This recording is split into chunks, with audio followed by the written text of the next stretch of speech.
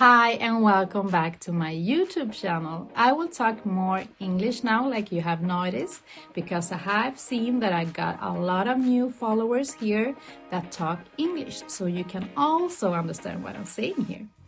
So, short description about my YouTube channel is that I always try to talk about 3 new things that has arrived or will arrive in Microsoft 365, and then I always try to talk a little bit of tips and tricks so you can think about it when you work with it in it. So this year it will come a lot of new things in Microsoft 365, and I will start to talk about 3 things here in this clip, so stay tuned and don't go away. Yes, the first thing that will arrive really soon in Microsoft 365 Copilot is that you will get new prompts to use. Yes, you heard it right.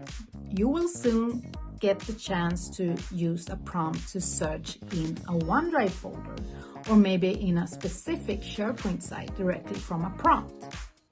You couldn't do that before, and it will come really soon, so stay tuned.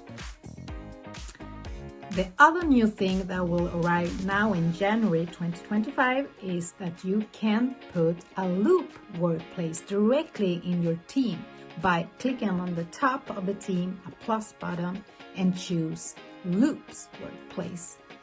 And I know that not a lot of people have got to get the chance to work with loops just using the loops components directly from Teams, because they have to think about, why do I need loop when I have Teams? But now you will get the chance to use it directly from Teams.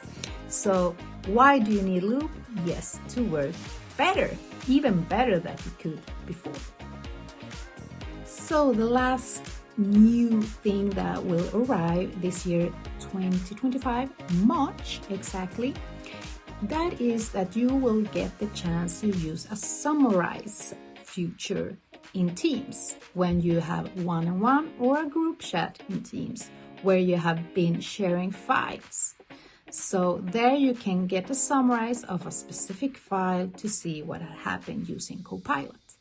Thank you for listening, and I will see you soon again. And next time I will talk more about my favorite application in Microsoft 365, and it's SharePoint.